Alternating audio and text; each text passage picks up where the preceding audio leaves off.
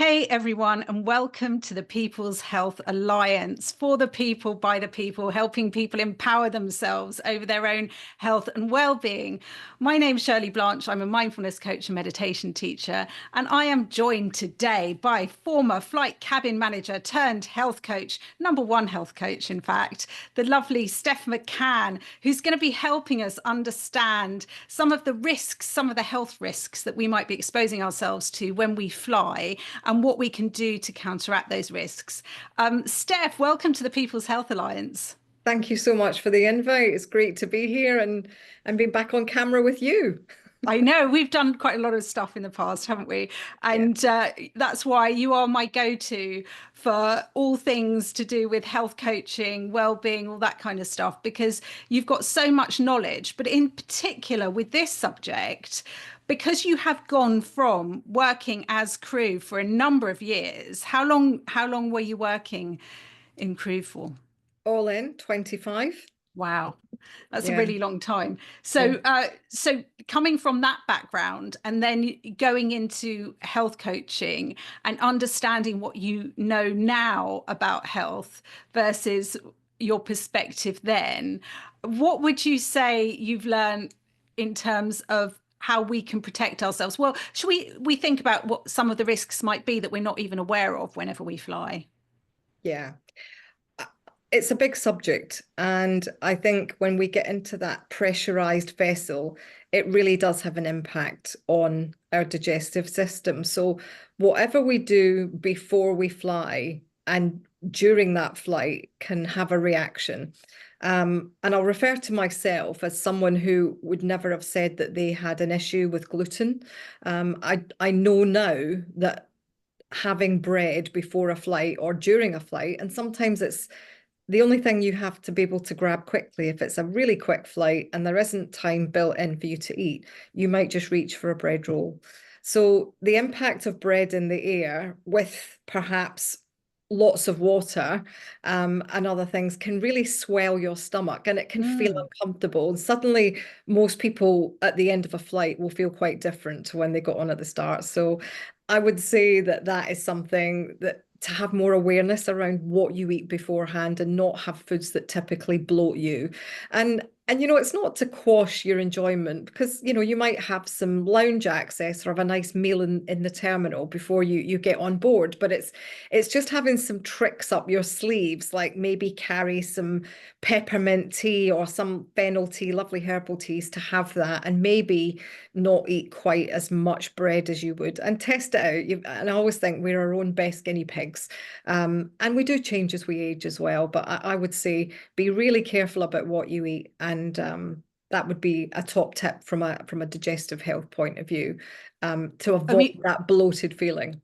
one of the things you do tend to see at airports are people really hitting the bar. Yeah. Therefore, Yeah. because it's kind of like we're on holiday, we want to go, we want to start early, we're going to hit the bar first. Yeah. What kind of impact would it have drinking alcohol before you go on a flight? I mean, I can't imagine that's particularly a good No. thing. Even No, I'm not a health coach, but even I wouldn't think that that's particularly a good thing. it's not great. It's not great biologically, physiologically. We do everything kind of almost gets a little bit suspended. Our liver isn't processing things and breaking things down. So people might get swollen hands, swollen ankles, a headache, dehydration. We've got that extreme dry environment on board. So, you know, you might actually start drinking more, but you really have to drink some water. Some people might drink fizzy water, which might even add to the bloated feeling as well. So drink really slow and steady, and just make sure you're hydrating as well. And yeah, enjoy a couple of glasses of fizz, but be aware what's happening. And some people don't react. We tend, when we're younger, to not have these responses. We're pretty bomb proof. Things we get away with murder. But when we're older, you feel it. You're hydrated, your skin looks more papery, you feel a little bit disorientated. And so if you can hydrate internally with like water, and I know that we can't always bring lots of liquids and things through, but certainly have your own container that you can maybe transport, and so you can just sip and it's always in front of you. But alcohol does impact us quite a bit more when we're at altitude. So yeah, if you get away with it, fine, but at some point in life you won't. It Yeah, will I change. feel like It I've absolutely reached will. that point. Uh, one of the things that I always find is I I probably don't drink enough on flights. I've got to be honest. Part of that is because I hate using the toilets. So, Yeah, there is that yeah. real element.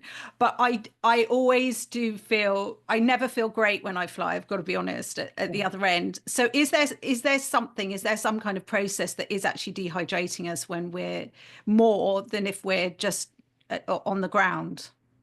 Yeah, I mean, there'll be added salts and things into the food to enhance our taste buds. We lose a little bit of taste buds at altitude as well. So the food that we eat on board might be heavily seasoned. So you can sort of make more careful choices or take your own food. Now, if I could wind myself back in time, I would be having a little pot of guacamole made up, which is good, healthy fats, and some cucumber. I'd take maybe about a third of cucumber because that is super hydrating and it's full of minerals as well. It contains something called silica, which is great for our hair and our nails. I remember my hair always going really static on board because of the extreme dry conditions. So having a really good quality moisturizer, non-toxic, can help counterbalance that dry environment.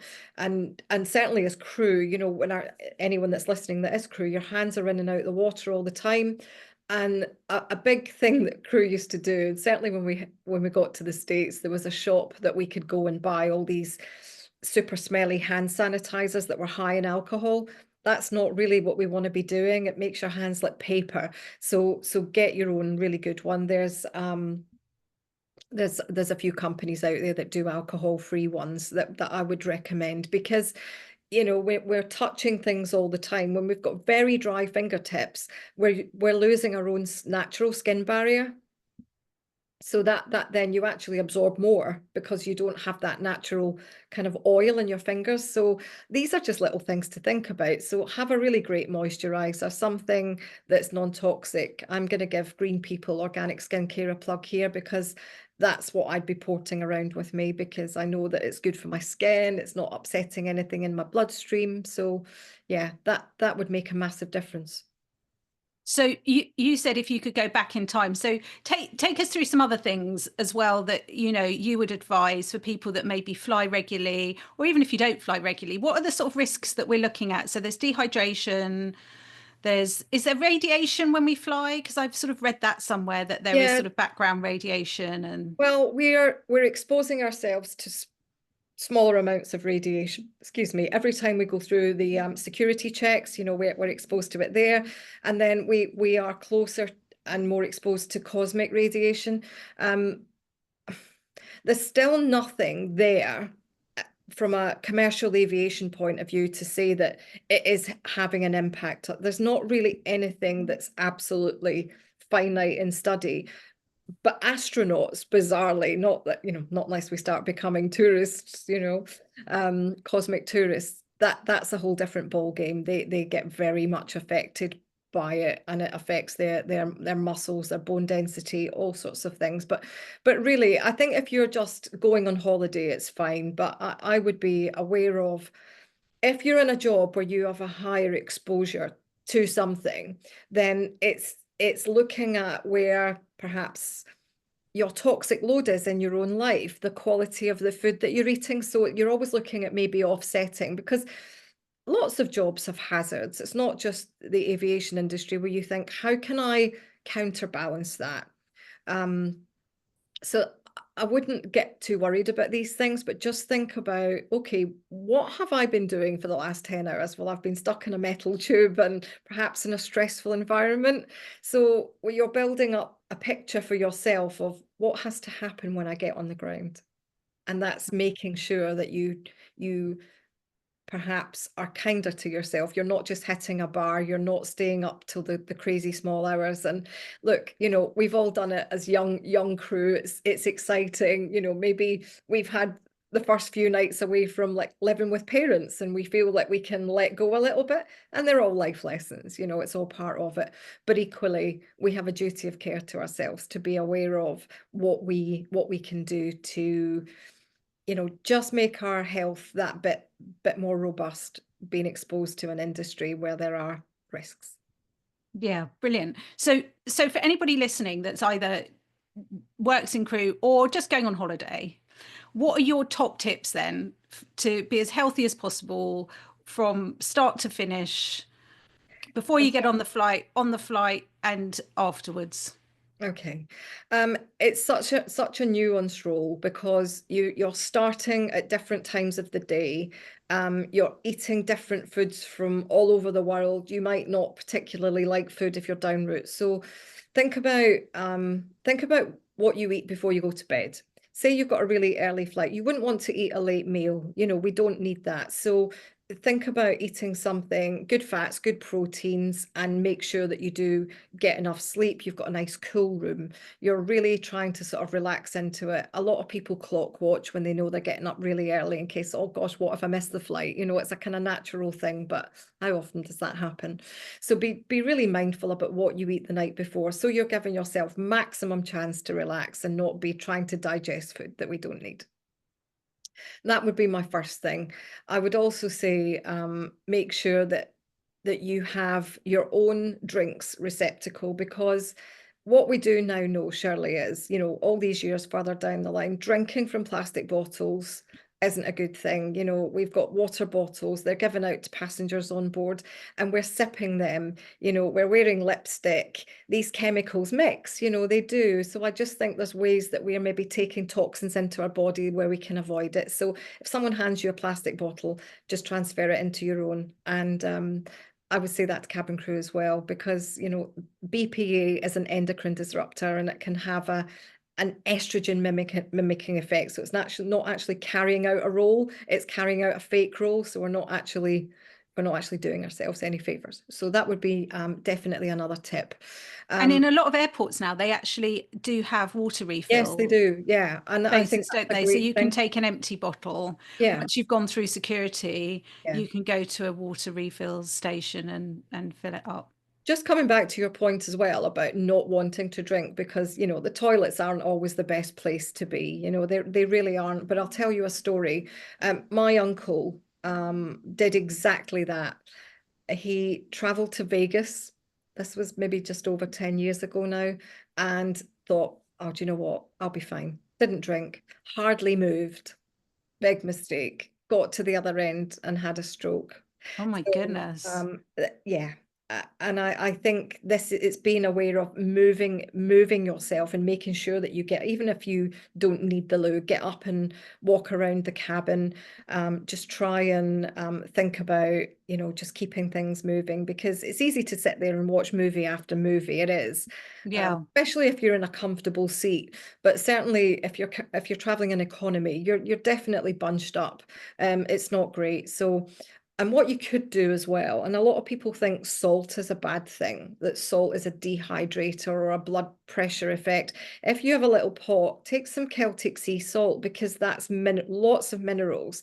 And what that helps to do is actually hydrate the body and get your body to actually absorb the water as opposed to just retain it. That would be a good thing too.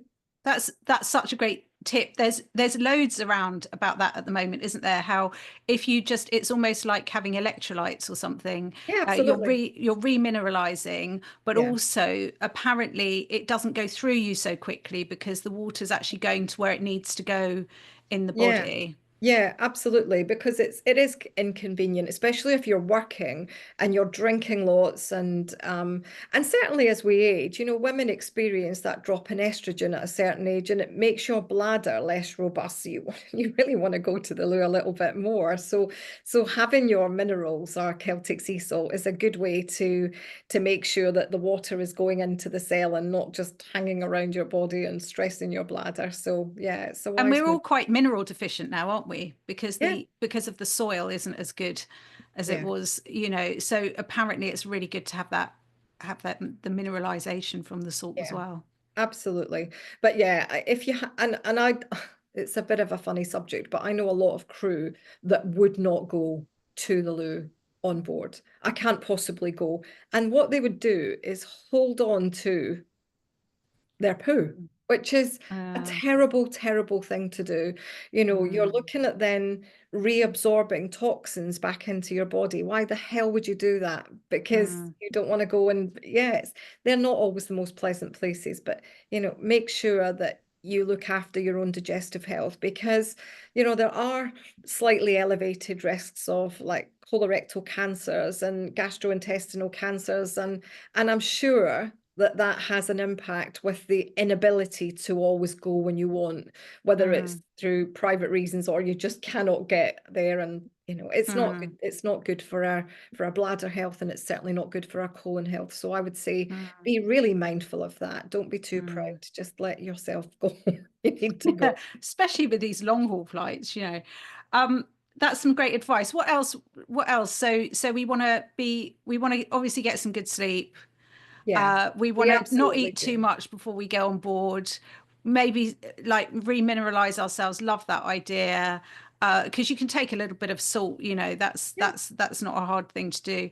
No. Really, you know, really be mindful of hydrating ourselves. What are some other things that you would say? You mentioned about skincare a little bit earlier. So, Yeah. you know, that I always feel like my skin's really dry. Yeah, absolutely. Get a really good quality body, hand and body moisturizer, a good SPF for your face that doubles up as a moisturizer. I know green people do an amazing one. And then you've always got something. And always make sure, it may well be that if you're going on a short trip, the weather might have said, oh, you know, it's not going to be great, but then it is, and you think, well, I'll maybe just catch a couple of hours sun, and I'm all for getting that vitamin D, but there's a time to get it safely. And again, you know, melanoma isn't a great thing. You know, there's elevated risks of that because we find ourselves wanting to get that glow on. We might get burned, and we don't realize the damage that that actually does. You know, we're all keen to get that summer glow on, but there's ways to be safe in the sun. So always make sure that you have got an SPF, that you can get these mini ones now. Get something clean, non-toxic, that's not going to encourage prickly heat or anything like that. So I would always invest in my skin now. You know, it's such, again, it's one of our first defenses to the outside world. So we need to give it the love and care that it actually deserves. And I am going to do a shout out as well for the Green People sun cream because I do always use it. Yeah, Because I have really sensitive skin and I quite often come up with the prickly heat and all that kind of stuff. And it's the only one that I've used that doesn't do that. So that is genuine, not yeah. being endorsed by Green People, I have to say, No, but it's just their products are really good and they're really, you know, and I'm sure there's loads of other great products out there as well that do yeah. the same thing. It's just that that's the only one that I've tried.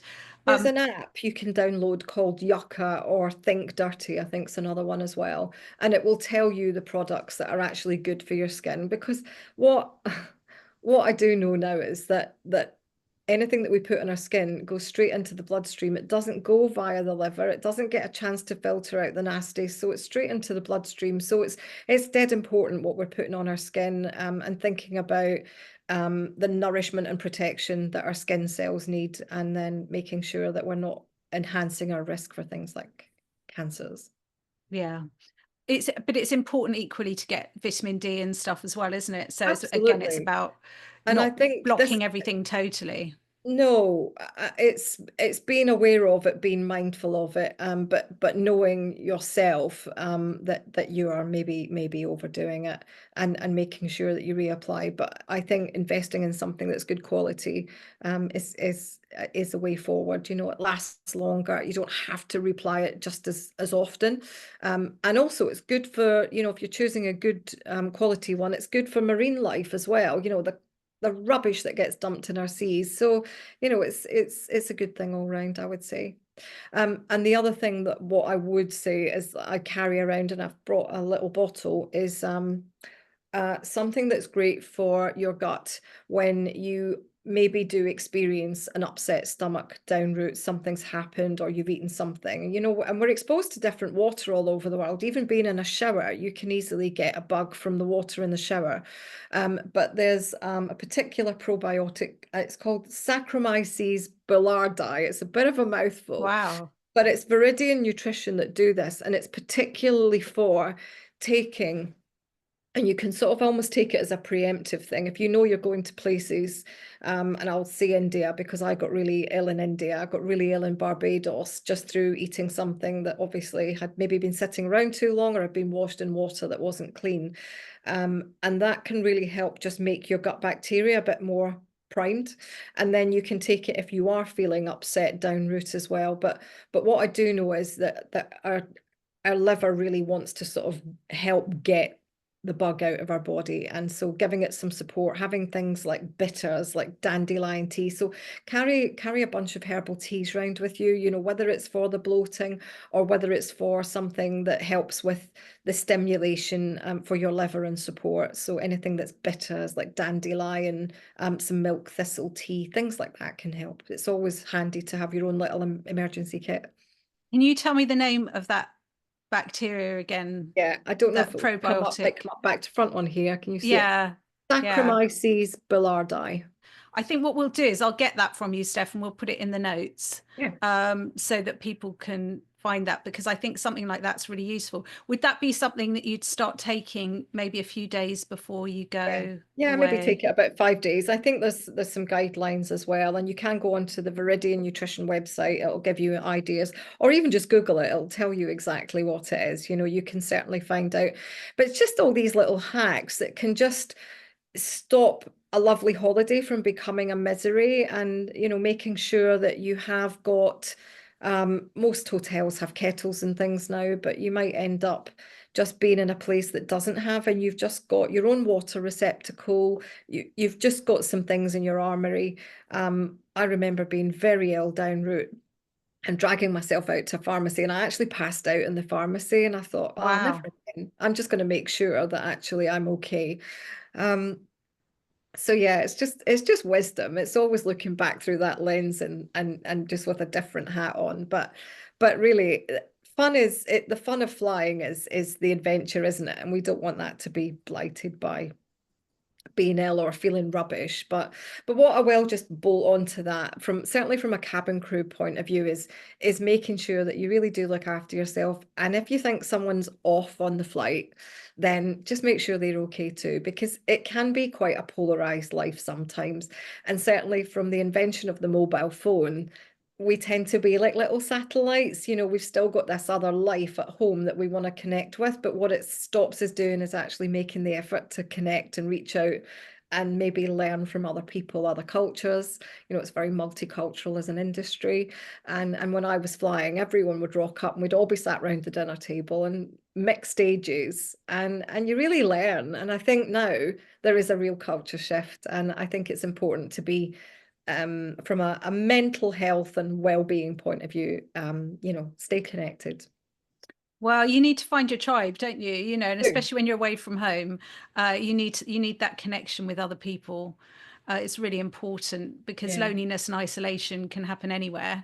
It's not Yeah, just that it's at home. But I wanted to ask as well, because I think one of the other things, that whether you're flying as crew or you're just going on holiday, one of the other things that gets really disrupted is your sleep.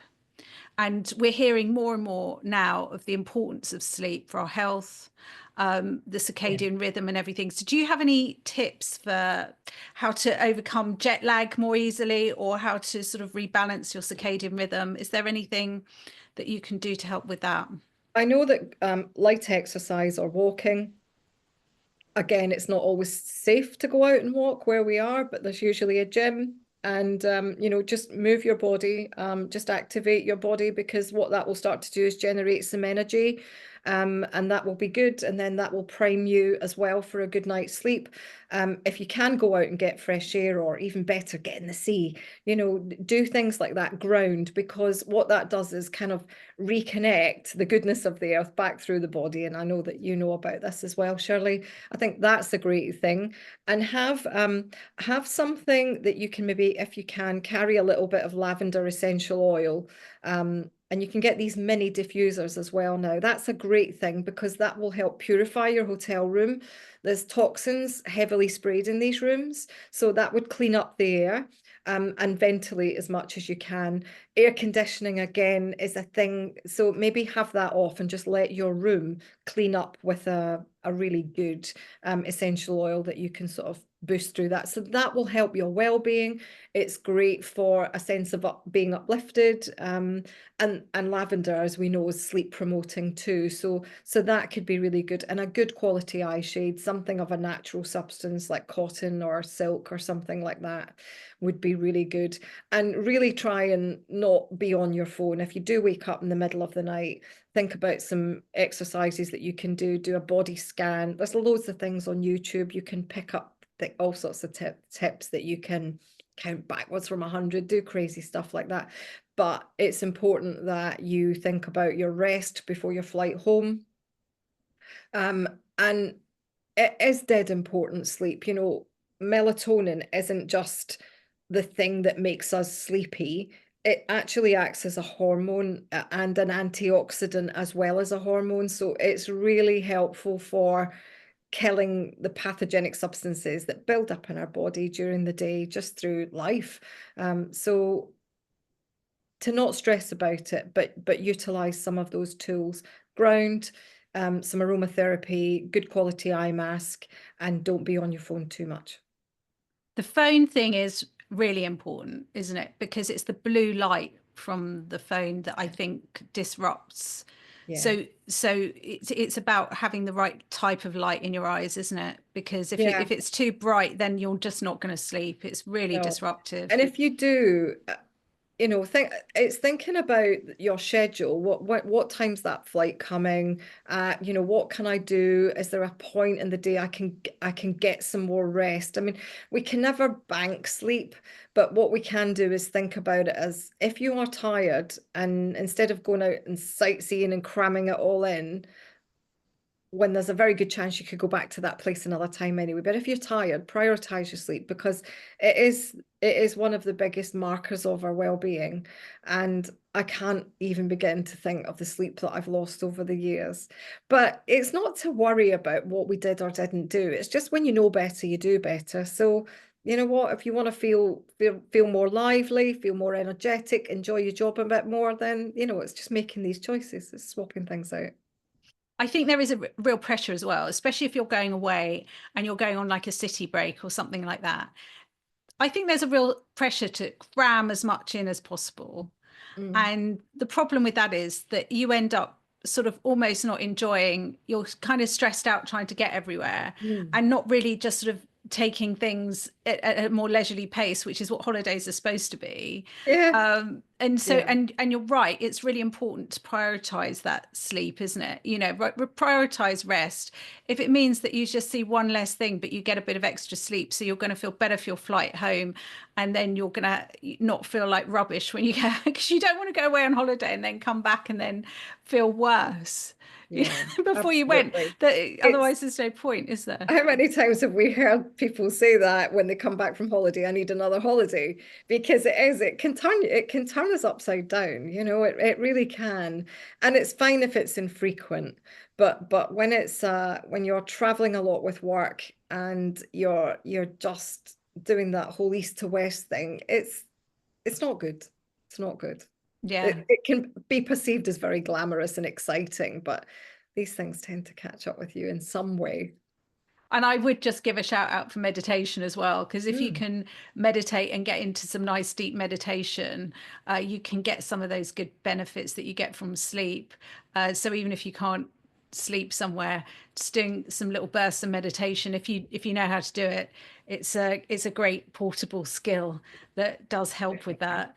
Definitely. And something you can do if your flight's delayed as well, you know, to help help Yeah. ground you and Well, calm you this is down. the thing. I mean, once upon a time, going on holiday was very exciting. It was all about, you know, getting to the airport, you know, buying your duty free, and it was all. And now there's a lot more of a kind of military aspect around it, the safety aspect. You know, life has changed drastically for flying since 9/11.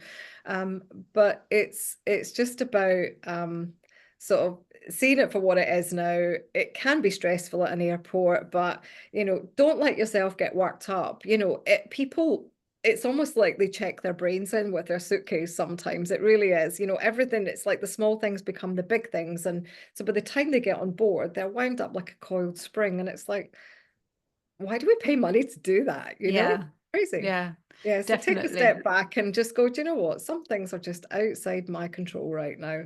And that's how it is. But yeah, it's still about getting the richness of life, the tapestry of life, enjoying that, but keeping an eye on your health at the same time. And you know, that would be my best advice, is just be aware of that too.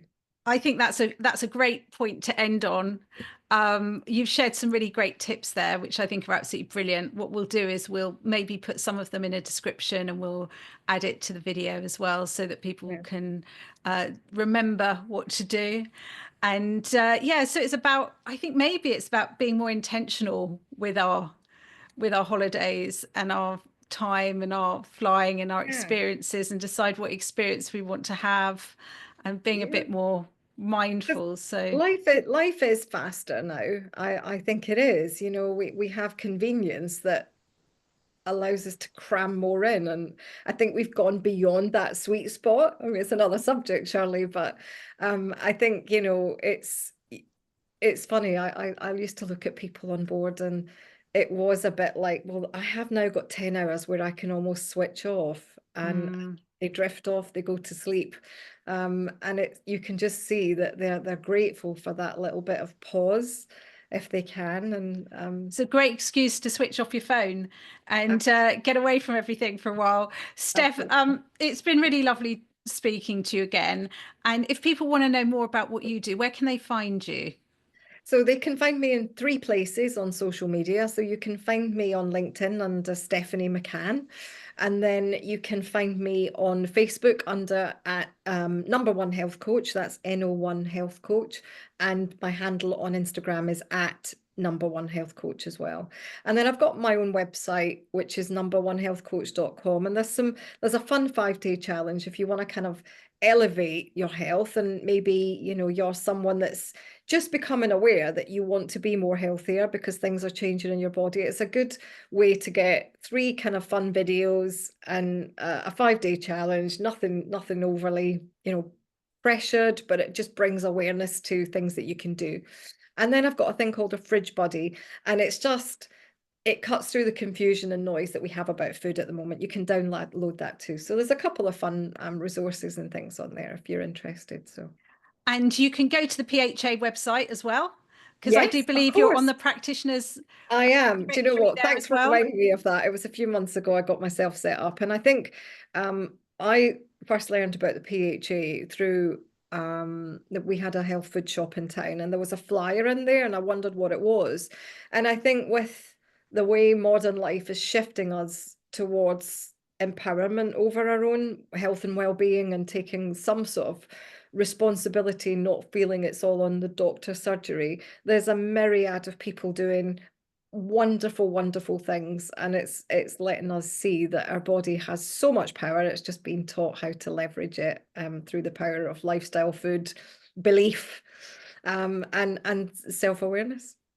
Absolutely brilliant. So if anybody wants to find out more about what Steph does, you can find her. If you want to find out more about the PHA, go to the website and you can check out the practitioners directory. They've got loads of amazing resources on there. They've got community groups on there, all sorts of stuff. There's loads of fantastic things there. And if you want to join as a practitioner, please do come along and join us, because there's a growing group of people all across the country and around the world, in fact, who are joining in with that, which is absolutely fantastic. And the PHA do such brilliant work. So please do join us. Steph, thanks again so much for joining us today. Oh, And thank you, Shirley. It's been great, really great. Thank you.